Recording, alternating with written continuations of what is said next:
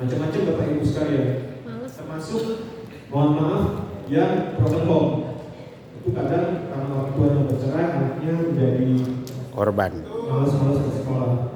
Itu kita tidak bisa hanya dinas pendidikan saja yang menyelesaikan, tetapi perlu bantuan atau perlu bekerja sama dengan dinas-dinas lain yang terkait.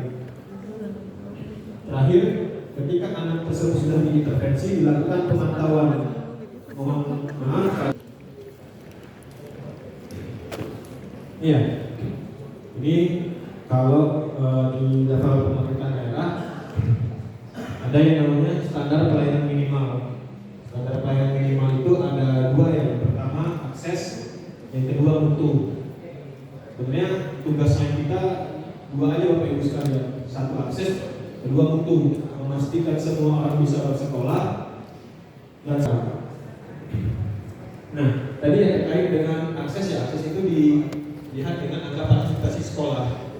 Angka partisipasi sekolah dengan anak tidak sekolah itu saling berlawanan. Jadi semakin tinggi partisipasi sekolah, semakin kecil anak yang tidak bersekolah, dan sebaliknya, semakin banyak anak yang tidak sekolah, angka partisipasi sekolahnya semakin rendah. Kemudian kita pernah ya diskusi sih, bercanda. Ini gimana intervensinya anak tidak sekolah? Ya sudah, dibiarkan saja, ntar dia puas sendiri, gitu ya. Tapi kan tidak seperti itu ya, karena nanti ini akan berkaitan lagi dengan indikator pembangunan berikutnya, yaitu indeks pembangunan manusia, dan untuk yang menghitung salah satunya rata-rata lama sekolah.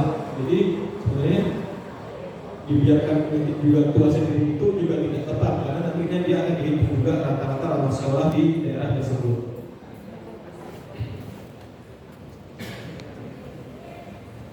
Nah ini ya, klasifikasinya ada 4. Yang pertama kita melakukan pengumpulan dan validasi.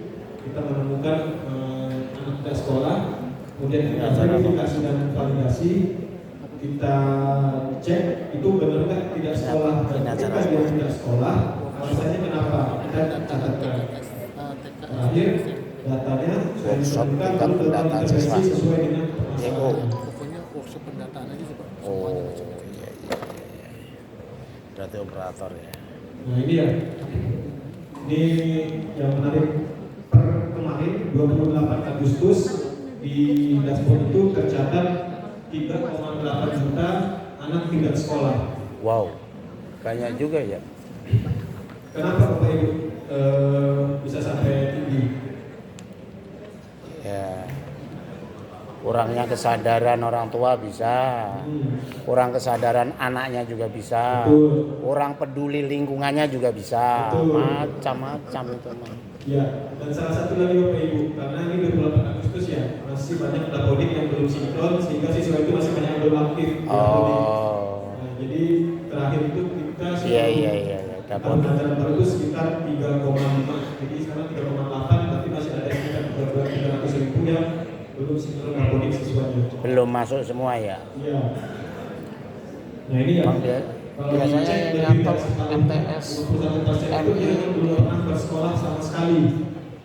Sekitar 1,9 juta. Wow. 25% 9 juta. itu DO dan lulus tidak dilanjutkan.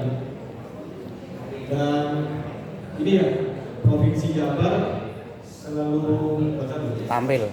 pasti paling tinggi ya, karena kenapa? Populasinya paling banyak di Indonesia. Jadi secara sederhana, ketika makin banyak populasinya, mungkin banyak juga yang diurusi dan juga tinggi angka anak tidak sekolahnya. Paling tinggi sendiri tuh. Oh, oke. Ini saya di salah ya. LTM. Emis. Di judulnya masih salah, tapi sebenarnya datanya udah data Depok ya. Ini yang paling banyak di Kecamatan Pancoran Mas. Tuh. Ada Bapak Ibu yang dari Pancoran Mas? Banyak. Itu hampir 2.000 yang terindikasi tidak sekolah. Yang paling sedikit itu Kecamatan Cinere. di Cinedo. Itu yang SMP apa SMA itu? Ini sudah gabungan Bapak. Oh semua. Semua. Jadi dari SD, SMP. SMA. Waduh. Karena nah ini kadang kita terjebak ya.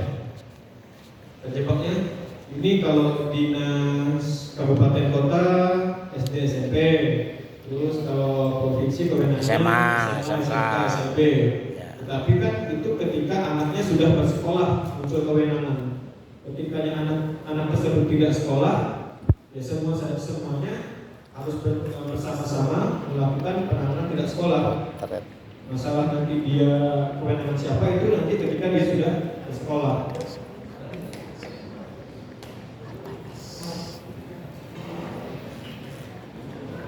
Nah, ini ya sedikit kesimpulan bahwa dashboard anak tidak sekolah itu dalam peraturan TS memuat informasi mengenai data anak yang tercatat tidak aktif di satuan pendidikan.